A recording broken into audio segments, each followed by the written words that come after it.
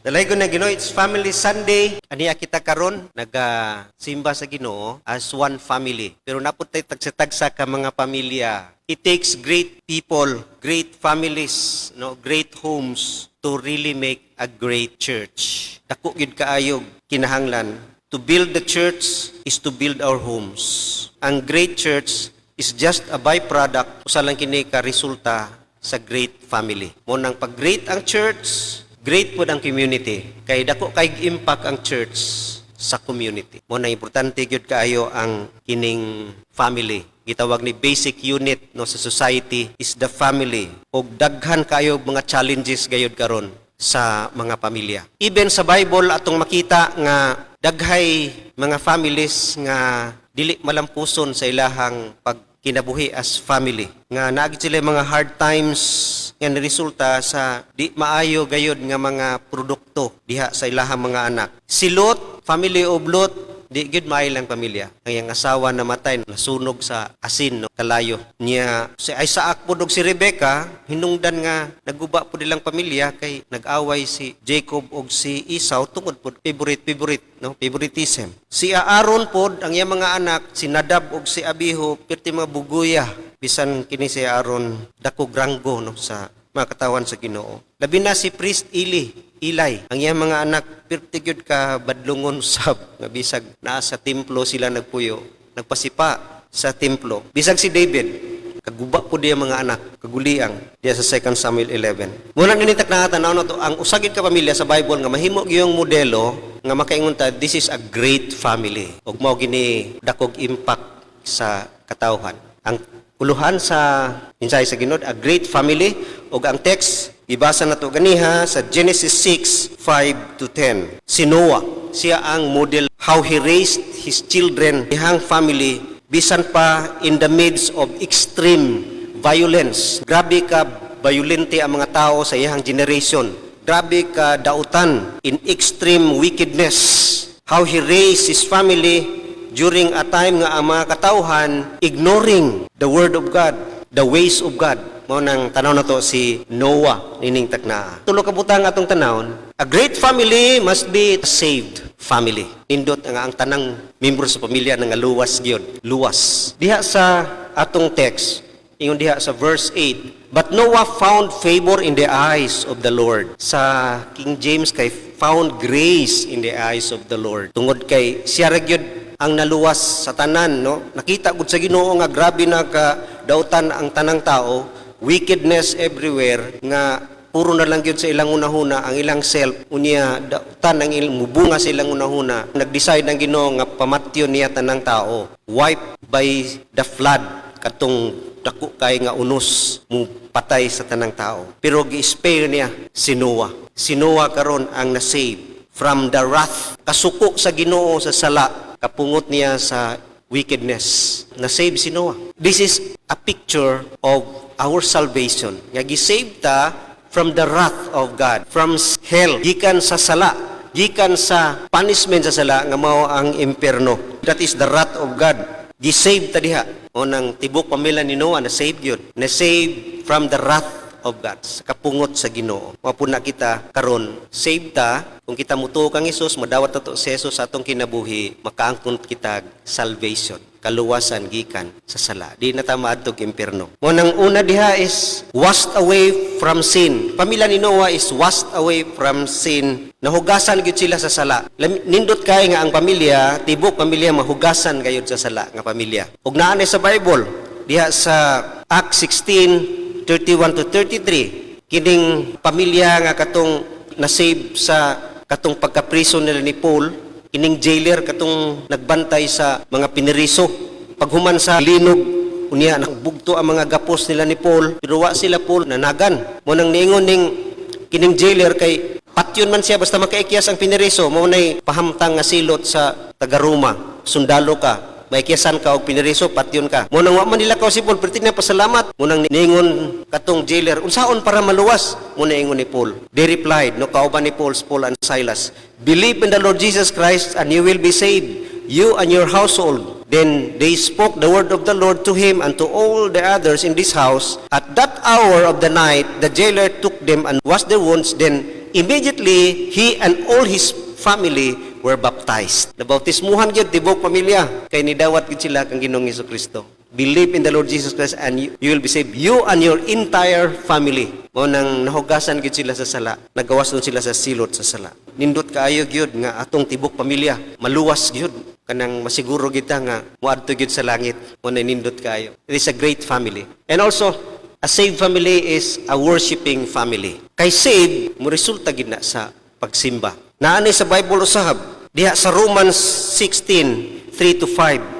Kini mag-asawa nga si Priscilla o si Aquila. Ingon diha, greet Priscilla and Aquila, my fellow workers in Christ Jesus. They risked their lives for me. Not only I, but all the churches of the Gentiles are grateful to them. Greet also the church that meets at their house. Greet my dear friends, Epenetus, who was the first convert to Christ in the province of Asia. Kining si Aquila o si Priscilla, mag-asawa nga, dedicated kaayo sa Ginoo o makita nimo dinhi kini nga panahon ang mga Christian gud sa una nagasimba sa balay. Morning muhost usahay ni si Priscilla o si Aquila. Nga diri sa among balay. Tibok pamilya gid nila nag-worship sa Ginoo. O nang nindot gid unta kaino nga ang tibok natong pamilya kauban gid nato manimba. Kana bang tanan membros pamilya uban tog panimba. Subo malandungon bisag sa mga gagmayng simbahan makita nimo. Sa mga gagmayng simbahan, association ma-witness maginako na mga testimony kasagaran dragyod ang nagsimba, mga inahan asa na mga amahan, mga membro kasagaran babae na church gani nga babae ang pastor baptist na ha nga di gid unta na pwede sa Southern Baptist kay wagi makuha nga lalaki kay mga babae kasagaran. Makita nimo nga nindot gyud unta kaayo nga ang tibuok pamilya gyud magkauban sa pagsimba sa Ginoo. Mao kana usa nga nindot kaayo nga it is a great family kung saved family. Kay saved family is washed from sin and also a worshiping family. Ikaduha, a great family is a sanctified family. Pag moingon tag sanctified meaning set apart, no gilahi, gi-separate, sanctified people. Diha sa verse 9, ingon diha, this is the account of Noah. Noah was a righteous man, blameless among the people of his time, and he walked with God. Si Noah ang iyang kinabuhi, blameless, righteous in his generation. Separated siya, ingon diha, separated siya from the world. Giset apart siya from the world. Kung tanaw nimo ang circumstances ni Noah, Noah's circumstances, napalibutan siya sa grabe kaayo nga mga tao. Sa iyang generation, ginganlan siya blameless ha, pero the whole generation, no, ingon diha, was filled with violence, oppression, tyranny, persecution, injustice. Mao kana ang dakong hagit gyud sa kinabuhi sa pamilya, a threat sa family. Bisag karon lisod gyud kaayo mag-grace sa atong mga anak nga we are in this world nga nagkausab ang culture, online, social media, grabe kaayo. Mao nang giatake gyud ang pamilya karong mga panahon na. Naapay mga tao karong panahon na lain na gyud og kinaiya. Kanang focus na sa self, tawag ni humanism kay ang ilahang gikuan, ang ilang self pragyod. Mo nang unsay tama sila, payon sila tama maning para maning sa values maning sa human being kining same-sex marriage sa ila para maning sa ilang kaayuhan. Si humanism na nga mindset wala sa Bible, dili godly.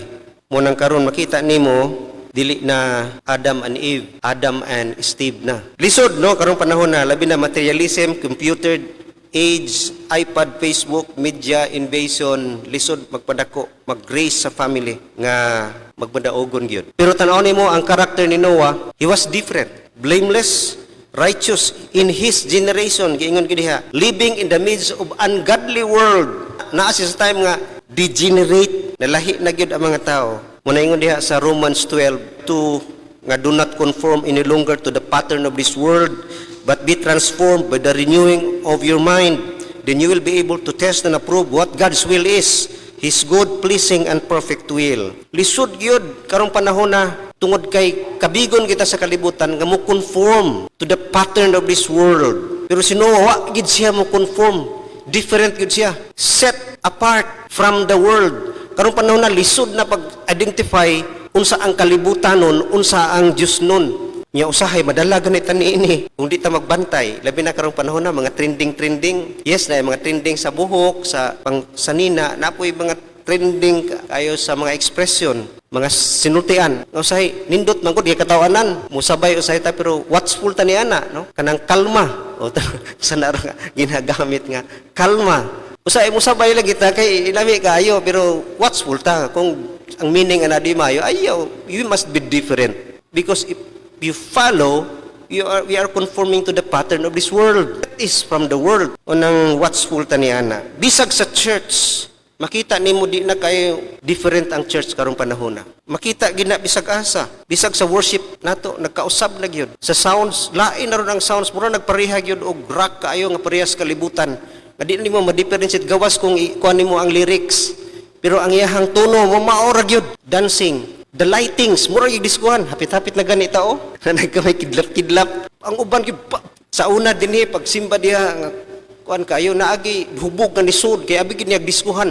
Kay ting, sug kayong drums, unya, lights, ana. So, makita ni mo, yes, di man na daotan, pero mahimong daotan, kung parihan na gyud kaayos kalibutan. Kada nga mga, kuan naman na sa kangit-ngit, no? Tuwa mo na sa diskuhan na mo makita. O nang lisod karong panahon na nga mo stay different. But si Noah stay siya against a strong evil influence around them. Bisan pag kininindot kaayo, mo nang gitawag siya he is a saint among sinners. He is stand alone, no? He stand alone. Siya ra man gyud. Siya og iyang pamilya ra man gyud na save. Uninfected, wala na infect sa universal contagion kaya karong panahon na universal pag di ka mo sabay, ikaw na lang himuon kang katawanan. Kung di ka mo sabay, lain ang ilahang sulti sa imuha. Himuong kag weird, himuong kag killjoy. Mao gina, natural gina. So sino wa gyud mo sunod. He appeared to be walking in the sky and not on earth. He was a markman, secretly to be admired, but openly to be avoided.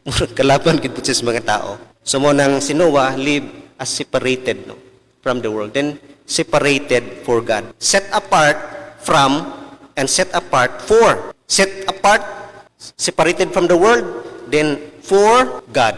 Para ragid siya sa Ginoo. Munang si Noah committed kay sa Ginoo. Committed to the Lord. Ang iyang commitment sa Ginoo nga di gid siya iyang i-compromise to the ways of carnal wisdom. Mga carnal wisdom, grabe ron. Carnal wisdom. Naagi pagkaunod nun ng ilahang mga mindset. Unang tanawon ginato pag maayo. Committed siya nga first place gyud perminti ang Ginoo sa iyang kinabuhi. Committed siya nga kanunay siya matarong ug mao kini ang nakapastrong sa iyaha ang iyang commitment sa Ginoo. Tungod committed siya sa Ginoo, di gid siya madala. Mura siya si Joseph nga bisagi tintal sa asawa nga gwapa gito kay asawa gobernador pero siya dagan si Joseph, no? Bisa pag ang mga tao to ana nga way siya di gyud musunod. He opposed no against sin and wickedness. It's like rowing against the stream of this sinful generation. Lisod karong panahon na mo stand sinuwag yun, gisugat gid niya, no? Murag gabag nagbugsay nga kusog kayo ang bulog sa tubig sapa pero bugsay pa against, no?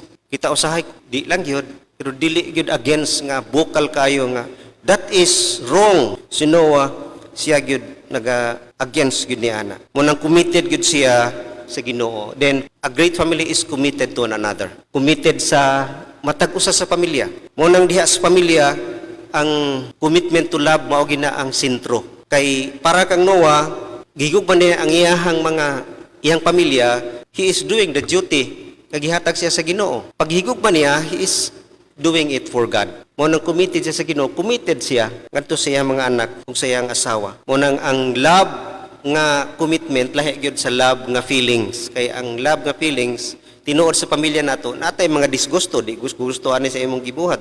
Naay mga panahon nga di gyud maginusto ay, no? Pero ang commitment nga love, commit gyud nga mahigugma bisag wala ang feelings. But pasabot nga doing good against sa imuhang feeling. Muhimo gid gyapon kag maayo alang sa imong pamilya. Mo kining pillar sa healthy family. Diri magrest tanan sa commitment to love. Mao na si Noah. And lastly, a great family is a serving family. Sa verse 9 ingon diha, this is the account of Noah. Noah was a righteous man, blameless among the people of his time, and he walked with God. Kining pulo nga he walked with God. Unsa ki meaning gyud kanang moingon tag, you are walking with God. companionship with God. Asa ta mahimong companion sa Ginoo, asa ta naghimong kauban gyud sa Ginoo. Si Noah followed the Lord's will. We are companion sa Ginoo kung ikaw naga-follow sa iyahang kabubuton. Kung nindot kay sa verse 22, ingon diha, Noah did everything just as God commanded him. Gituman gyud ni Noah tanan unsay gisulti. Way ka kulang, walay sobra. When you follow the Lord, you are following His will. Serving Him through following His commandments. Gisunod gyud ni Noah tanan. Wa gyud niya si piyata kung unsay gimension sa Ginoo nga gidakon sa arka, mao ginakadako 45 feet ka lapad, ingani nga feet ka taas. Gisupay gina umayo, wa gina niya si piyata. Unang he followed the Lord's will. Unsay sekreto sa iyang obedience? It is faith. Sekreto sa iyang pagkamatinumanon ang iyang pagtuo sa Ginoo. Na nato na makita sa Hebrews, gimension na sa Hebrews 11:7. Ingon diha, by faith Noah, when warned about things not yet seen, in holy fear built an ark to save his family. By his faith he condemned the world and became heir of the righteousness that comes by faith. Grabe gid ang pagtuo ni Noah mo nang mag-uban kining trust and obey. He trusted God, tungod kay committed siya sa Ginoo, nahigugma gid siya kay sa Ginoo, ug niresulta kini sa pag-obey niya. So dili blind obedience, kundi nag-agad gyud sa iyang pag-ilaw pahigugma sa Ginoo. Nasayod gid siya, gi-obey gid niya.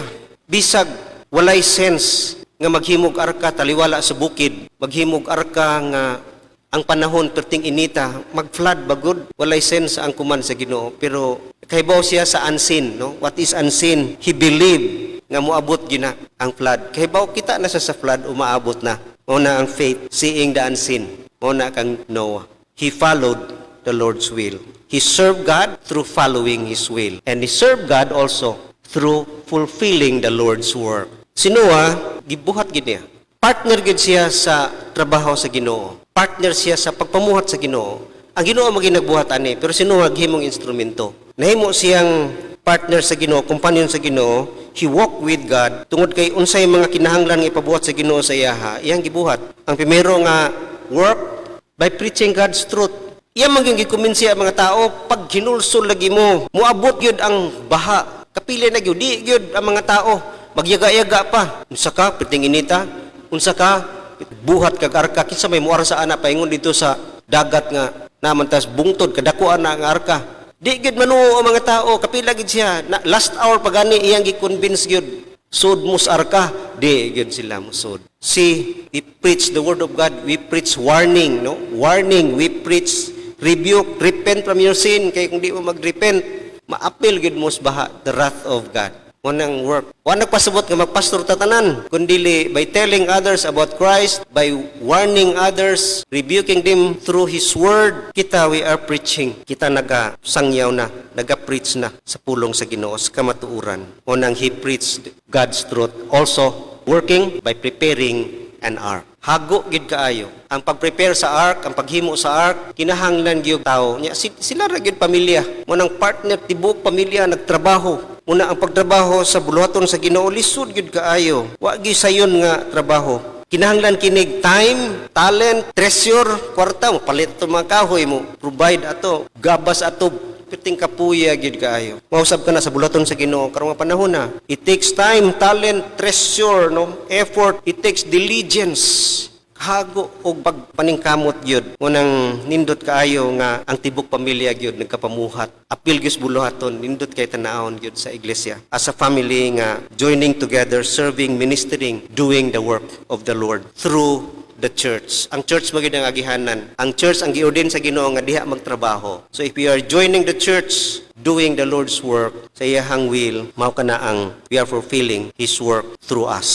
Mo nang si Joshua, ingon gid siya. Joshua 24:15, but if serving the Lord seems undesirable to you, choose for yourselves this day whom you will serve, whether the gods your forefathers served beyond the river or the gods of the Amorites, in whose land you are living. But as for me and my house, as for me and my household, we will serve the Lord. Yung siya, kamo, pero kami, ug ang akong tibuok banay, we will serve the Lord. Committed did kay si Joshua sa pag-alagad sa Ginoo. It is best service gyud we can do. Unang kang David, it is the best nga service niya in his generation nga siya gyud nag-alagad pinagi sa kahubuton sa Ginoo. Ingon diha sa Acts 13:36, for when David had served God's purpose in his own generation, he fell asleep. He was buried with his fathers and his body decayed. So na-serve ang purpose ni David siyang generation, siyang pag-serve sa Ginoo, o he fell asleep. So malinawon, nindot kayo ang pagtapos kinabuhi ka nag-serve sa Ginoo. Ingon ni Matthew Henry, isa ka mga theologian nga nagsulat ng Matthew Henry commentary. Ingon siya, a life spent in the service of God and communion with Him is the most comfortable and pleasant life that any man can live in this world. Kinig yung pagserbisyo na to sa Ginoo, pag-commune, partnership sa yaha, mao'y pinaka-komportable o pinaka-nindot kay nga kinabuhi nga ni apatan ning kalibutana. O nang this kind of family today, mo ginang gikinahanglan, a great family to make a great church, and a great church will make a great society, a great community, and we will be a great impact to the world. Our theme for this month is reaching the lost for Christ. If we live a strong family like this, saved family, sanctified family, and serving family, dako kay impact ngadto sa kalibutan. Nga ang mga katawhan nga wala pa di kang Kristo, makasinati usab o kinabuhing walay katapusan. Pag-ampo ta,